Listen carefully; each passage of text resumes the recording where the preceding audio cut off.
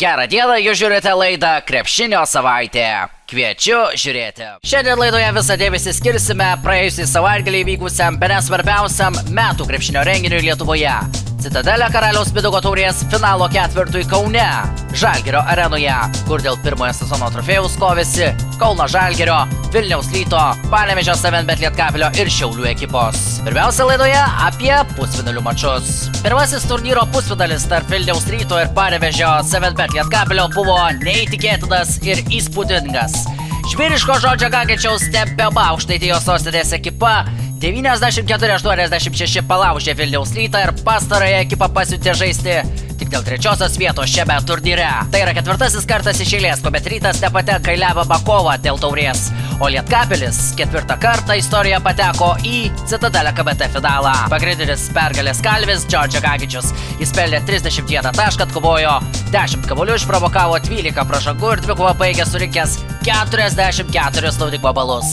Įspūdingas, antžmogiškas pasirodymas. Nors po 2 kėlinių Rytas pirmavo dviženklių skirtumų, trečiajame kėlinyje iniciatyvą į savo rankas perėmė panevėžiečiai. Jie išlygino rezultatą, o tiksint 36 dvikovos minutei svarų žodį tarė Dovis Viškauskis, pataikęs 2 tritaškius iš eilės.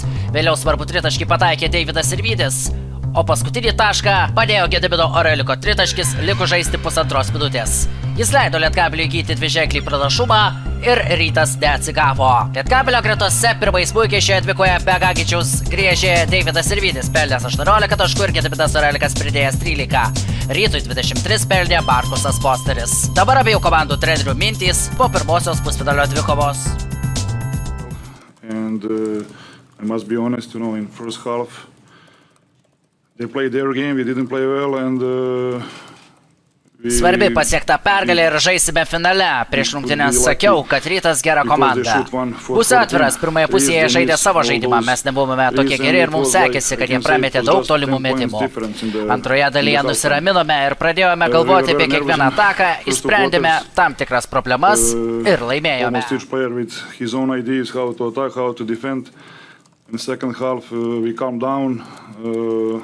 We start thinking about next possession, start sharing the ball, solve some situation defensively, and I think that at the end we deserve that win.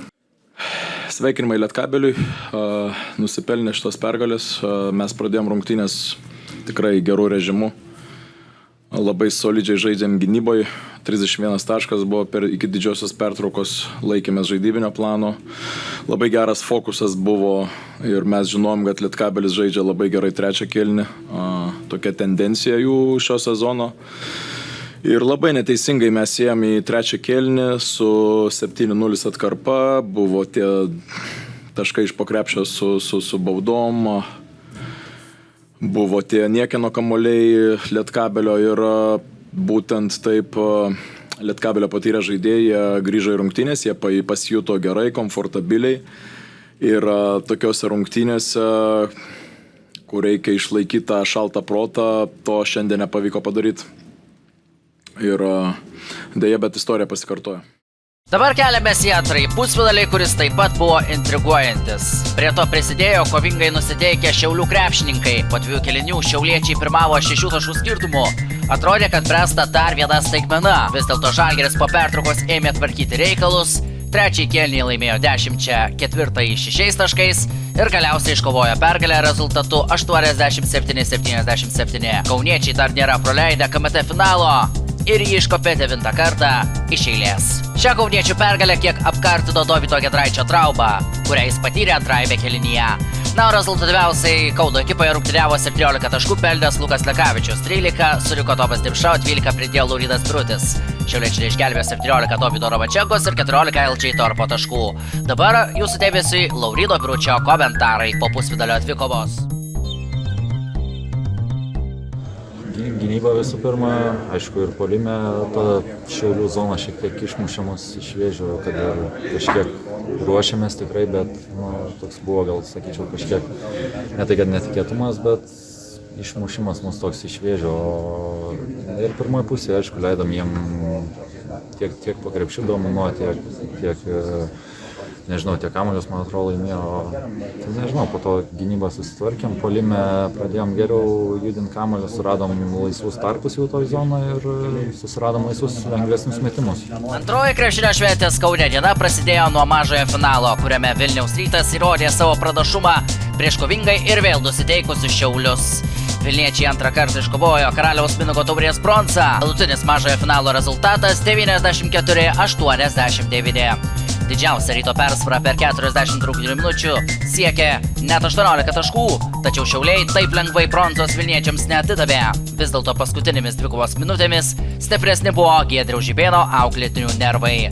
Vilniečių gretose geriausiai sekėsi žaisti Markeliui Normantui, jis pelnė 22 taškus, Markusas Voseris pridėjo 19. Šakilas Keitas Šiaulių ekipai pelnė 25, o LJ Torpas 20 taškų. Trečiosios vietos nugalėtojui Vilniaus Rytui atiteko 15 000 eurų, o ketvirtos vietos savininkai džiaugėsi 10 000 eurų premiją.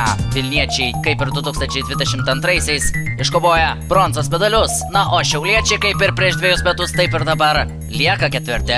Prieš lemiamą kovą dėl Karaliaus Mindaugo taurės įvyko kaip visada intriguojantis snaiperio konkursas, kurio finalas tapo istoriniu.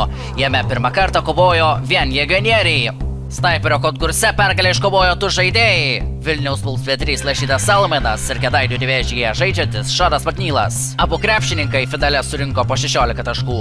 Nors iš pradžių buvo pripažinta Rašydo Salmino pergalė, po to, kai jis surinko 18 taškų, po neteisingai Seko Trojato įskaityto metimo klaida buvo ištaisyta ir apdovanojimo pasidalijo abu krepšininkai. Snaiperių turnyre šiais metais varžėsi 12 profesionalių BetSafe LKL krepšininkų ir BetSafe Vienas šūvis 2024 nugalėtojas 16-metis Vilniaus krepšinio mokyklai atstovavęs Edvinas Paulauskas. Jis pasirodymą baigė po pirmojo konkurso etapo, surinkęs 15 taškų. Abu snaiperio turnyro nugalėtojai gavo po 3333 eurų piniginį prizą. Lemiamoje kovoje dėl Karaliaus Mindaugo taurės ir vėl triumfavo Kauno Žalgiris, kuris 86–70 nugalėjo Panevėžio Lietkabelį, kuris 4 kartą tapo turnyro vicečempionu.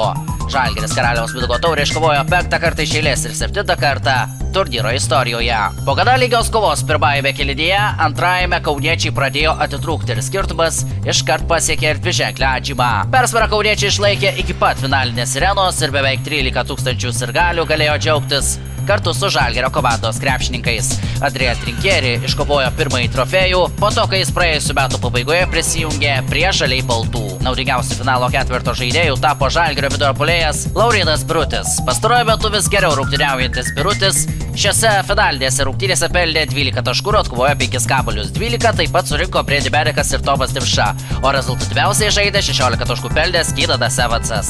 Panevėžio komandos gretose 15 taškų pelnė Deividas Sirvytis, 13 pridėjo Gedvinas Orelikas, 11 Džordžio Gagičiaus sąskaitoje, 10 pridėjo Vytenis Lipkevičius. Dabar jūsų dėmesiu naudingiausio finalo ketvirto žaidėjo Lauryno Biručio įspūdžiai po finalinės dvikovos. Emocingos rungtynės, kažkiek pirmoji pusė gal iš susipranta kažkokį pranašumą, bet tikrai davėm jiem per daug lengvų baudų metimų, tai galėjom tas rungtynės, kaip pasakyti, nulaužti ir anksčiau, vis tiek tas buvo iki kokių 4–5 minučių likus dar tos kažkiek įtampos šiek tiek ir buvo, bet sakau, žaidėm tikrai solidžiai šiandien, ko nebuvo pusfinalį pirmoji pusėje, tai tas džiugu. Tokios tokelės šioje krepšinio savaitės laidoje, atsisveikiname iki kitų susitikimų.